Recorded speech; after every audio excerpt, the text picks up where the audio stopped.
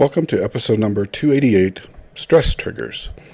I think that many of you know that I work in the construction industry as a schedule and controls analyst. I've worked in this industry for many years, and like many industries, it's a high-demand, high-stress world. I work in one of the less stressful jobs in the industry, and I did so by design. I realized early on that this industry made marriages dissolve and burnout was very high. That's the reason why the industry has to pay so much a salary for the majority of the jobs that are available. When you burn people out and subject them to high level of stress environments, you tend to see very high levels of mental health problems. Now, many individuals within the industry cope with the high stress and burnout with addictive behaviors that have longer-term lasting effects upon their lives. Many of their lives are cut short by suicide and addictive behaviors when it could be otherwise. Much of the problem lies in the nature of the work and the bravado that underlies the industry. Manly epitomes of the construction worker getting hard work done and returning home satisfied with his work are really few and far between.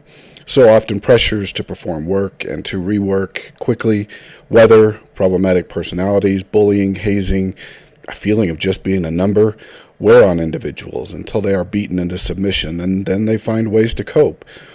So often those coping mechanisms are drugs, alcohol, and various substances such as caffeine and nicotine that deter the mind and body from the emotional and physical fatigue. Humans do not do well in environments that create high stress in their lives. That is really what I want to discuss today. Stress factors in your life. Stress is the pressure that causes many of the problems associated with mental health. Low levels of stress and good management plan can often mitigate the symptoms of mental health until they are almost non-existent. However, we all can't have jobs and lives without stress. It just doesn't happen in mortality. We're always under some level of stress. Even loneliness and retirement creates its own stresses upon the body. We simply cannot escape it in this life. I know a young mother who has bipolar, and she is struggling with her illness because her children demand significant attention. She wants to be a good mother, spouse, friend, church member, and community member, but the reality is that she can't be all those things perfectly and be mentally healthy.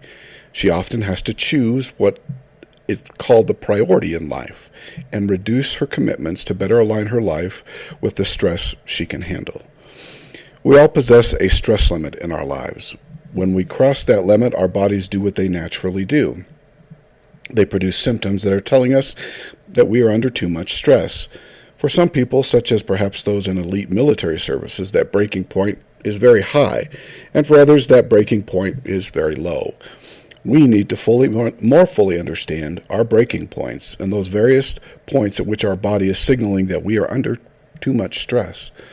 Stress activates the fight or flight system in the body. When the body gets into a situation where it feels stress, whether the situation is stressful or not, it activates this hardwired system in the brain and body. This system has the ability to take over the brain and reduces one's thinking and power of control over the brain. Because it is hardwired to take over the brain and body and is built to work around the processor in the brain, it can be difficult to control our emotions and reactions to what is occurring around us. Many of us do not use the fight response as often as we use the flight response. This flight response causes us to seek out places of comfort and seclusion so that our brain can take back the controls. We do not always determine what causes this system to react, and it is a complex web of history, emotions, deterioration of the body and mind, and even a perception of the mind. We can feel threatened by almost anything that the body deems might have an impact upon us. We can also associate things like people, places, objects, and really almost anything with a traumatic experience. Once associated and deemed problematic to the brain and body, it becomes part of the triggering mechanism. Triggers are those things that activate our stress response. Let's say someone like me, who is a people pleaser by nature, comes into a situation that has no real reason for stress, but the mind and body perceive the situation as one where I might disappoint someone. The body will then activate the stress system, even if the situation does not call for it. So we can be hijacked at a moment's notice when the body perceives stress. Stress is most often the trigger for our mental illness. Low levels of stress still allow for some rational thought and emotional control. Higher levels of stress activate increasing levels of fight or flight mode and less emotional and thought control. Managing our stress and our triggers are the key actually to the successful management of our mental health. However, in a well-meaning church where pressures to perform can appear a great deal like stress, we can find ourselves less and less engaged in the work. Not because we don't want to be engaged in that work, but because our body perceives what we are doing as a stress threat. When we find ourselves fighting our body because we know what we are to do and our responsibilities, and at the same time our body is stating, you need to slow down, find a different path, this is too much for me right now. It can be very difficult when we are torn between attending church as we should and a paralyzing depression or anxiety. We know that we must keep the commandments, but sometimes keeping those important events and meetings is far more detrimental to our mental health. We must learn to run the race we can rather than follow those who do not have our weaknesses. But to be included is to be a participant in the work, and that is difficult when participating causes serious strains on the mental and physical body. I don't think that the Lord intended the gospel, its meetings, and organization to be a hindrance to our salvation. Its intent is to build, not to cause serious issues with our mental health. We should do what we can and attend where it provides us the greatest value. A social event may not be on the list of priorities, but the sacrament could and perhaps should be on a regular basis. If we cannot sit in a room full of people due to anxiety or even our depression, then we should do our best to attend where we may receive the Spirit and at the same time lessen the difficulties to our bodies and mental health. Reducing stress is no easy task. I have tried my entire life, and in many cases I have failed my entire life. Disappointing people in your life, pushing and pulling you in different directions, the need to work and to make a living, the need for a deepening relationship and family. Life tends to push us towards the stresses of the day, the week, and even the year. So how do you do it? First, you need to be able to say no or I can't. This can be one of the most difficult problems to overcome. We typically don't say no in the church. We are a can-do church, but that is when we have the capacity. When we do not have the capacity, it's perfectly okay to say no and I can't, even if this causes us to be somewhat isolated for our decisions. We can certainly explain the issue, but explaining mental health as the issue does not always open doors. We should be cautious about who we tell and how we tell them. This world is full of stigma and wonder about mental health conditions, and unfortunately, it is best when we do not tell everyone. Yes, I personally have made an effort to tell everyone concerning my mental health issues, but that isn't for everyone. You will be isolated not because you have the illness, but because most people know very little about it. That lack of knowledge creates a void we tend to fall into.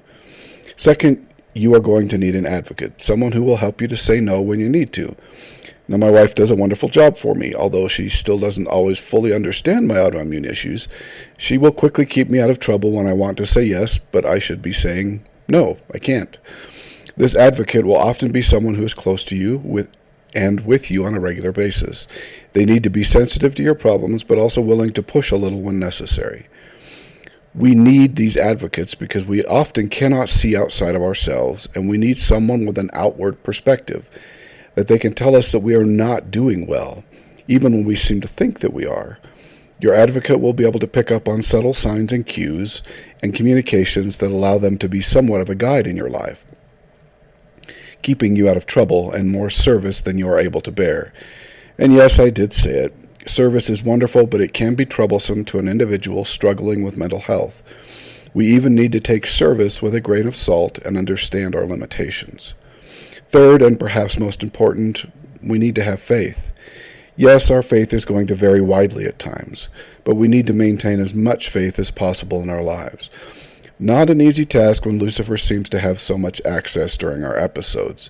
Even then, when we feel that our faith is weak, we need to strive to have as much as we can, given our limitations.